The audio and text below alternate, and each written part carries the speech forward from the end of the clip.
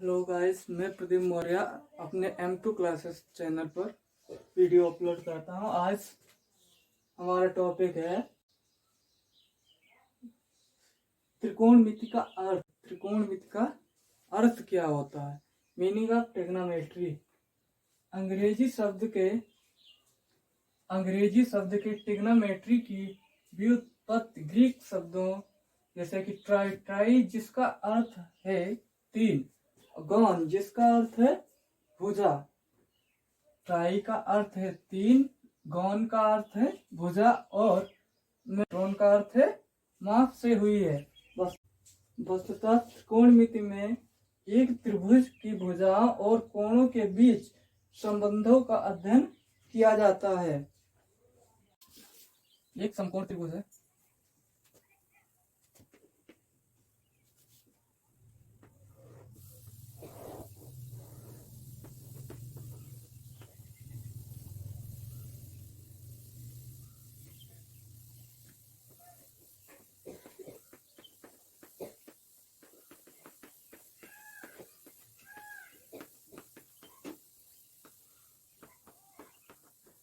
Pythagoras प्रमेय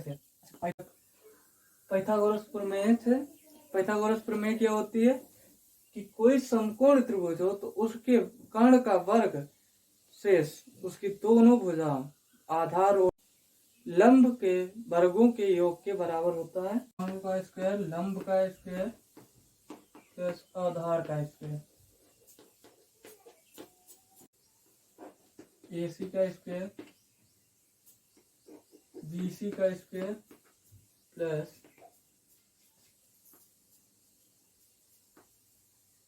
AB का square.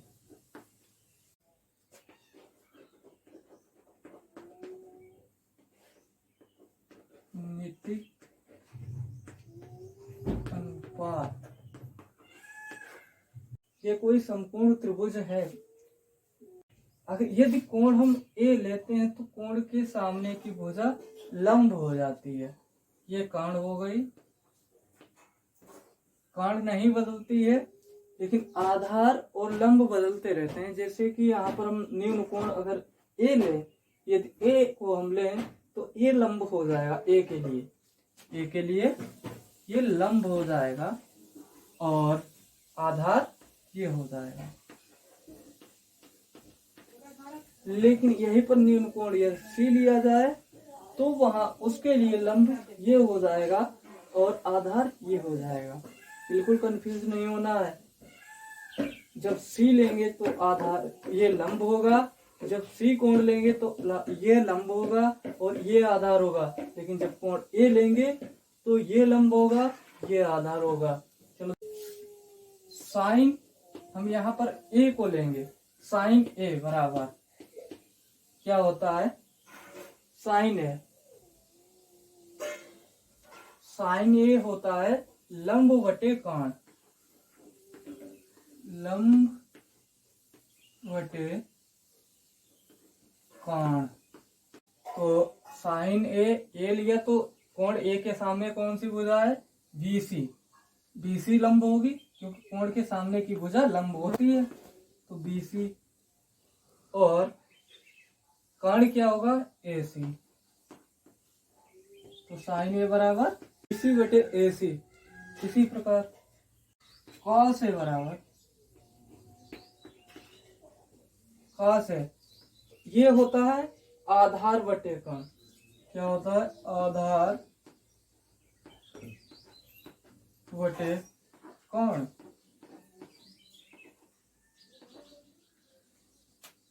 cos A आधार बटे कर्ण होता है। लेकिन जब मैंने कोण A लिया, इसके लिए आधार कौन सा होगा? इसके साथ वाली भुजा। कोण के साथ वाली कौन सी होगी?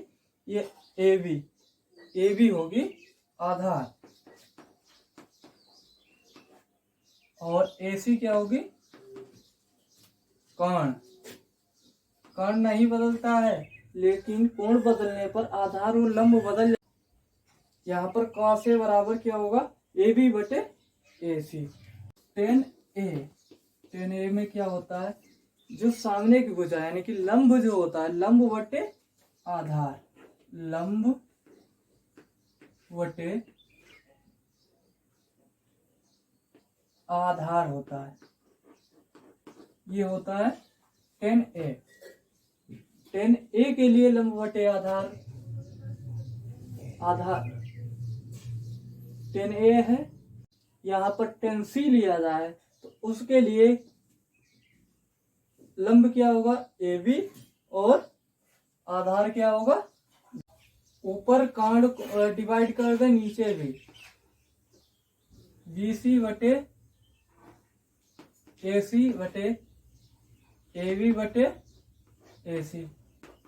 कोई भी इफेक्ट नहीं पड़ेगा क्योंकि AC कट रहा है, यहाँ से AC कट जाएगा तो BC बटे AB ही आ जाएगा। मैंने दोनों में डिवाइड किया है तो यहाँ पर देखो इससे क्या निकाला था पहले, BC बटे AC क्या था, साइन है, यही तो था, और AB बटे AC कॉस है। तो क्या आ गया, tan A बराबर एक सूत्र ये भी होता है साइन A अपन कॉस है, कॉसिक है, कॉसिक साइन का इनवर्स होता है। साइन का इनवर्स बोले कि साइन क्या होता है, लंब बटे कर्ण होता है, तो ये कर्ण बटे लंब हो जाता है, कर्ण बटे लंब हो जाता है। अच्छा कर्ण क्या है, AC है, और लंब कितना है, BC है, लंब कितना है, BC है। अब देखो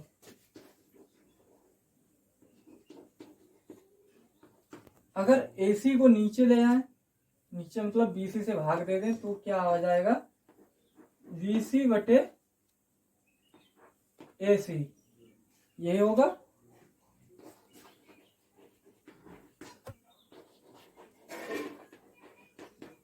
BC बटे AC, BC बटे AC को क्या लिखा था, साइन है, क्या लिखा था, साइन है, सेक है, कर्ण बटे आधार, ये कास का इनवर्स होता है।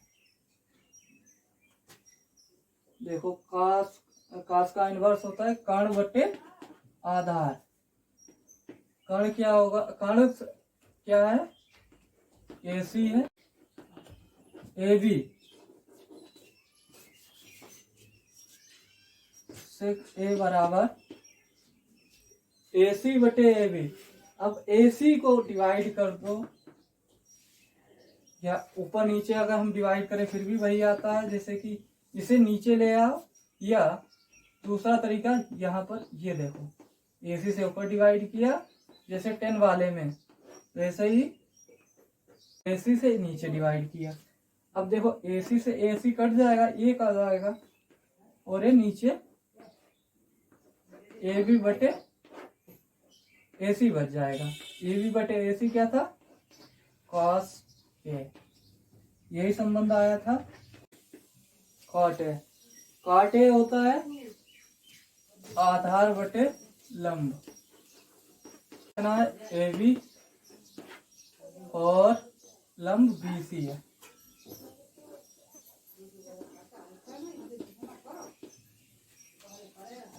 कोण अगर चेंज होता है, यदि चेंज होता है तो ये भी बदल जाएंगे, क्योंकि C अगर यहाँ पर ले लें, C के सामने लंब AB होगा और आधार BC होगा, लेकिन यहाँ पर A ले रहे हैं इसीलिए लंब BC है। cot A, AB को नीचे ले आओ, या उस टाइप से जैसे कि बताया है अभी, BC बटे AB। अब BC बटे AB क्या लिखा था पीछे, tan A,